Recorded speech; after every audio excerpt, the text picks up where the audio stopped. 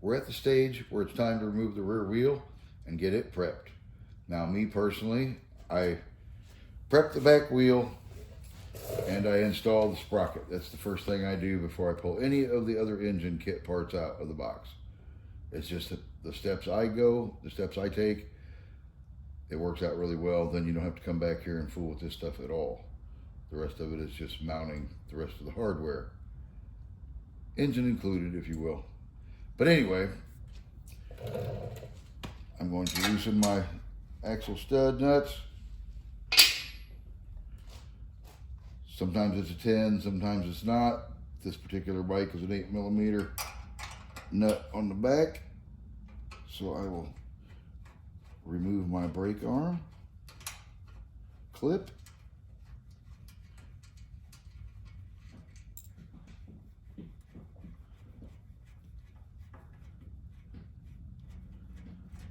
Sounds like I got a squirrel passing by on the roof. I hear some thunking up there. Little feet going around. Pitter patter, if you will. Okay.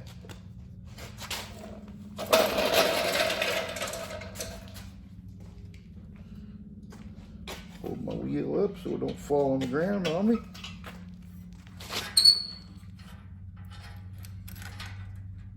Let the chain hang down.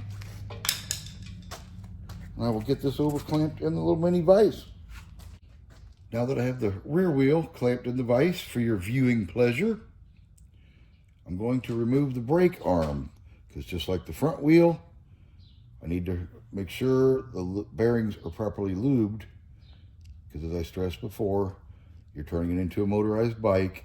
It's going to increase the stress on all the parts, so let's make sure we do them all correctly from the get. So I'll remove my one axle nut. Don't need to take the other one off the other side.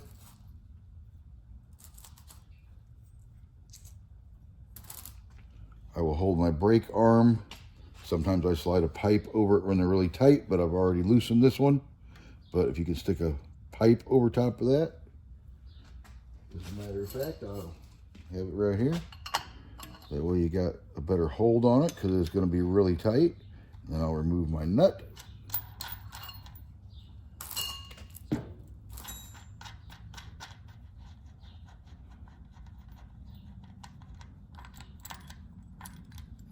Now my bearings are exposed. The back wheel takes a little bit more effort than the front wheel, but the bonus is the bearings are caged and not free. So you want to be careful not to back the cones from the wheel up, which I'm going to do by holding the other side with a wrench.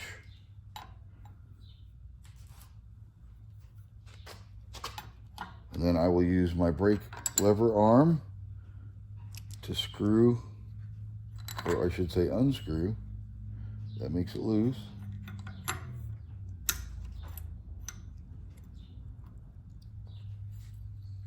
Not loose enough for a finger yet, obviously. But I'm glad that I'm doing this, because they had the bearings way too tight. But I'm just going to give myself a little clearance. Now, you don't want to unscrew this really far apart, because then the mechanism inside the wheel that operates your caliper or drum brakes comes apart, and then you have to get it all back together. And you'll know if you did, because you won't be able to screw this part back in freely with your fingers. It'll have a gap. The axle will still be doing that, and that is a problem, just a pain. It is repairable, but it is a pain, because if you can't do it, then you got to stop, take it to the bike shop. Just a friendly little piece of advice there. But there are my cage bearings. I'm going to take my personal favorite, is the needle grease gun. And I am going to shoot grease between every bearing and fill up the race, which is where the bearing rides.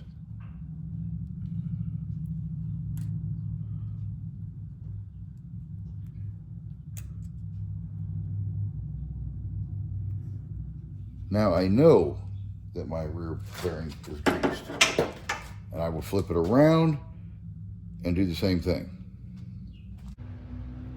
I've got both sides lubed. That side has 2 bearings. This side has 1. As you can see, the grease is packed happily in there. I'm not promising that this will make your wheel last forever, but I am promising that it will make your wheel last a lot longer with lubrication.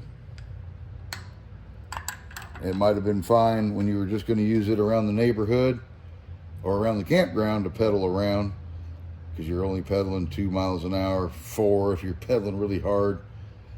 But now you're going to motorize it, you're going to be riding in excess of 10, 15 miles an hour. And some of you at 30 miles an hour, which I don't suggest, because it will kill the wheel bearings way prematurely the faster you ride. So the faster you ride, the quicker you'll be buying rear wheels. The more moderate speed you ride, the longer your bike will last, the less problems and the less parts you'll be buying. So my last step in my lubrication of the wheel bearings, put my cap back on. Okay, now we're going to get to the more important part of the installation of the rear sprocket. Now it's time to install our rear sprocket. I have naturally, as I suggested a moment ago, went with the aluminum hub. That's what I'll be installing. But when you're new to the motorized bike world, a little hint that you're going to run into, well, not a little hint, it's just an unfortunate you're going to run into. I do not understand why they do not machine these a little bigger and offer you one for a freewheel hub or a coaster brake hub, but they do not. So if you're building a coaster brake hub, much like this one, you'll note this does not fit over your bearing cap. None of the stock ones do. You can purchase the CNC hub mounts. This one fits the standard sprocket, which I will get to how I make this function here in a moment. But anyway, you can get these with the CNC hub mount and the CNC aluminum sprocket. The bonus of buying those is the hole in the center is big enough to go over top of this. They do it to that. But with this particular hub, where you use the standard rear sprocket, you have to do the whole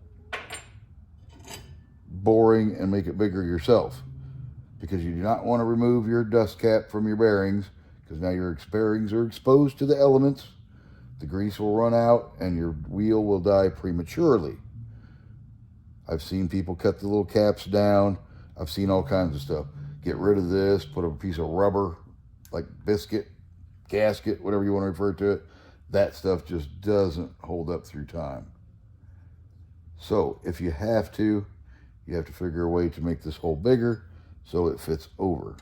Now I understand everybody doesn't have the same equipment as I have, and others may or may not have. So you have to grind it, however you do it. I have people send them to me and I'll bore the center out for you and mail it back to you. Or if you are by a machine shop in wherever you live, maybe the machine shop will take time out to bore that hole out for you. But it is necessary, can't even get that out, to not sandwich your wheel bearings in between that dust cover and the hub, because it just eats itself up, puts shavings in your bearings, and dies really sooner. So let me get this over to the machine and I will bore out that center hole.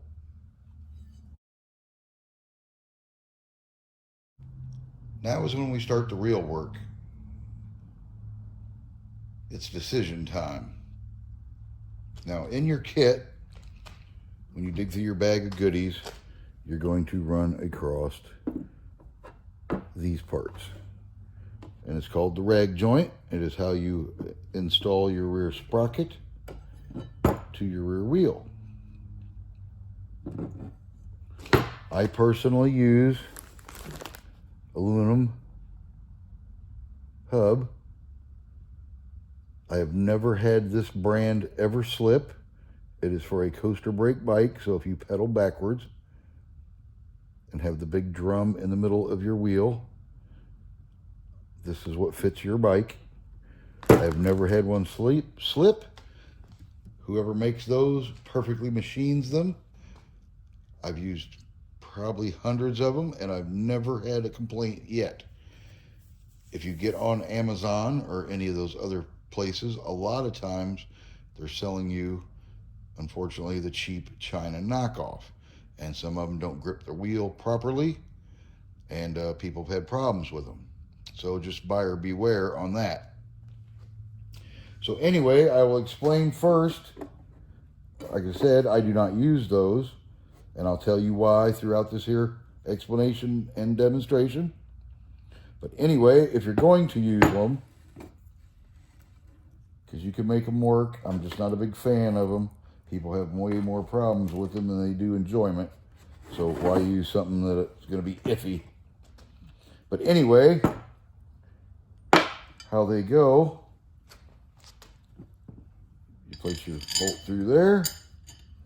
Both of these come solid, so you will have to slice the inner one to make it work, to get it inside there around the hub. So however method, and they are tough to do, but however method you choose, you've got to slice one of them.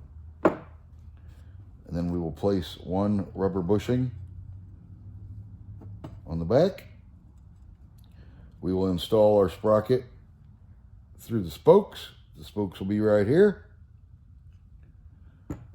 After you slide that in around your hub and get it back on there, you will slide that on the back side of the spokes.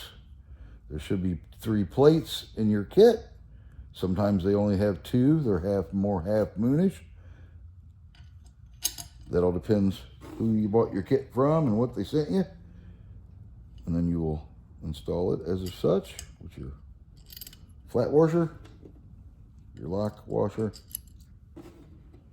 and your nut.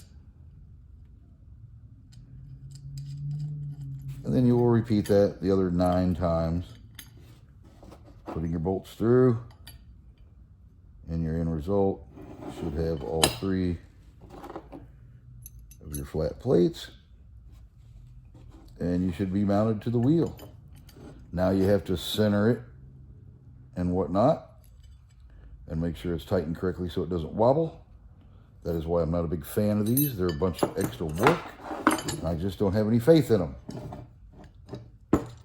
So that is why I personally go with the aluminum mount hub. And there it is one more time.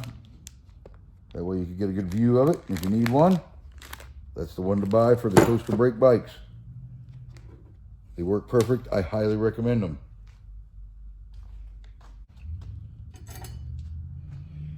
Okay, quite a reflection there. Now that I have mine personally bored out, pardon the smudges, I'll take care of that here in a minute. There's going to be more, so no use fooling with it now. But as you can see, plenty of clearance for my bearing cap to keep my grease in, the dirt out, and my wheel alive a whole lot longer.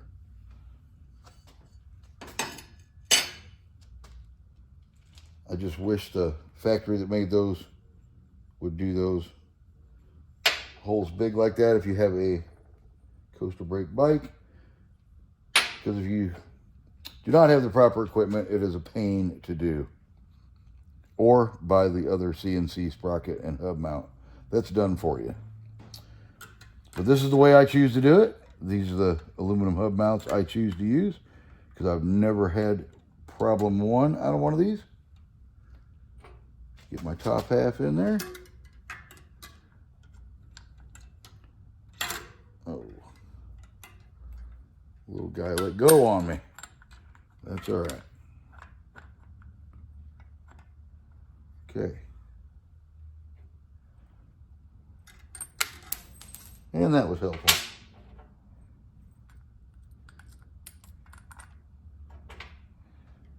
So much for the magnetized, I guess. And yeah, let's just throw the wrench down too.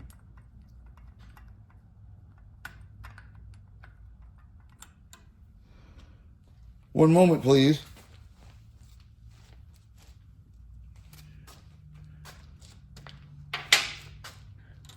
All right. If I can get that in there without dropping it again, will be extremely helpful. Same thing with the hex head.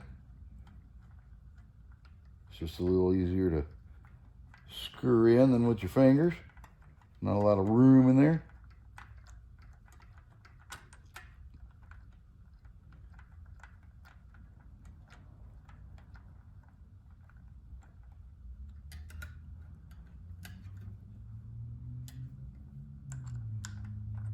The hub mounts also give you a lot of extra left and right room, because sometimes with that rag joint, you really only have one option for adjustment with those. And I'll explain that here in just a moment. Okay, got her finger tight. Good enough for now.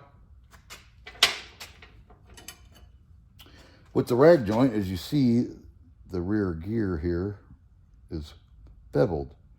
So if I need more clearance from the tire, I have it on that way, and I notice I put it all together and I find out that I have no clearance between my chain and my tire. Got to take that rag joint all apart, flip that bad fella over, which will counterset those teeth just a smidgen back for you. You can use these sprockets either way, for those who do not know, and it gives me a little more clearance for my tire. Vice versa, if I'm too close to the frame, I can flip that around, and then maybe I have enough clearance between my tire and my frame now. But either way, that's the adjustment you get with your rag joint.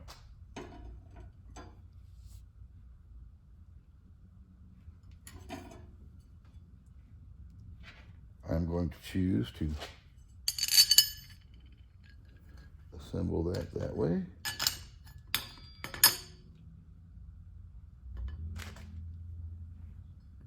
You know, as a matter of fact, being as I have adjustment and I'm all the way faced this way, I think I'm going to put that on that way, because I can always take it in, but I can't take it out.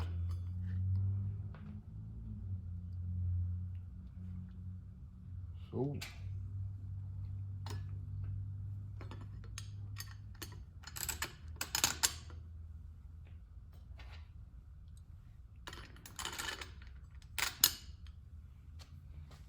I'll get my nuts on the back, tighten them up, and then we're down to the brake arm. Alrighty then, got my sprocket mounted, got my 3 bolts tight, because I can tighten those up and be done with those. My hub mount is still loose, gives me my room for adjustment. Now I'll reinstall my brake lever.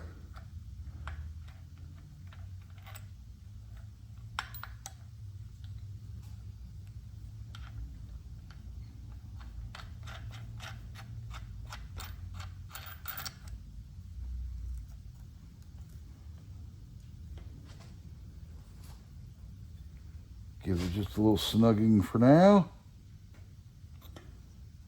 My bearings are not loose.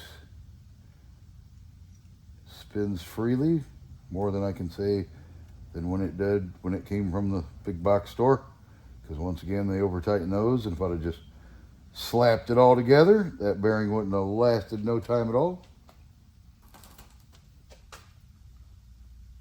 I have clearance from my brake arm to my bolt, which I will scoot that out a little bit, and then just a little bit back off of, so it has clearance, and that's where I'm going to leave it for now.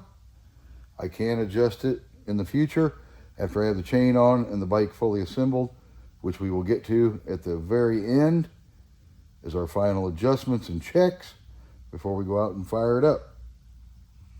So anyway, this concludes how to mount your aluminum hub sprocket and mount. Sorry I didn't do a step-by-step from the rag joint, but I am not a big fan, nor will I be wasting my time with one of those. So let's get this reinstalled back on the bike, and then it is time to start mounting our hardware. All right, this should about wrap up our prep of the bicycle. We have our rear bearings greased, our rear gear installed, our tires lined up and adjusted, our brake arm is installed. That is important. Do not leave that off. Your bicycle will not stop. I've seen guys come in the past that had that not on there, and I do not know how they stopped their bikes, because without that you have absolutely no coaster brake whatsoever. Just a little friendly tip there. But anyway, our sprocket turns perfectly straight. Oh, if I go the right way and the pedals don't hit the kickstand. That is why I choose to use the aluminum mount hub. It works perfect every time. My sprocket is not spinning like an egg. And what I mean by that is, if you use the rag joint, you'll find out you got to adjust it this way and this way, because you'll put it on there and spin it and the old sprocket will be turning like this. Or we look down at like we were and you spin it and it's doing this. That's just chain problems coming in the future. You got to get it a lot better. If you get it perfect the first time, get a lottery ticket, because that is your day. Now we'll look around and make sure we have plenty of clearance on all of our stuff. And I noticed that my bolt here is a little long and pretty close. Hopefully you can see that in there if I didn't move too much. Right here. When I put my chain on, it's going to be really close. Now, I have great frame clearance and I have great tire clearance. Looking down it, I do not want to move my sprocket in to get away from that bolt, because then that puts my chain close to my tire.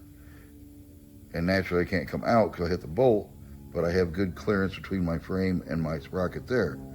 So what I'm going to want to do is cut the tip off of that bolt sticking out. And that will give me at least a good 3/16 of an inch clearance in there for my chain. It doesn't happen on every bike, but every once in a while. Doesn't matter if you use the rag joint or not. Sometimes that bolt is really close to your sprocket. So I am going to cut that little bolt off real fast.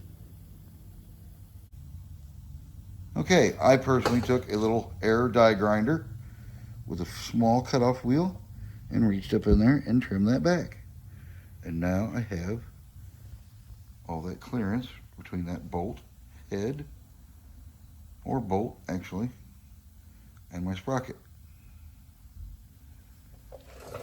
Okay, this wraps up our bike prep. Now it is time to get some bike parts out of the motor kit, and I'm going to head on to the engine. So let's get started on that.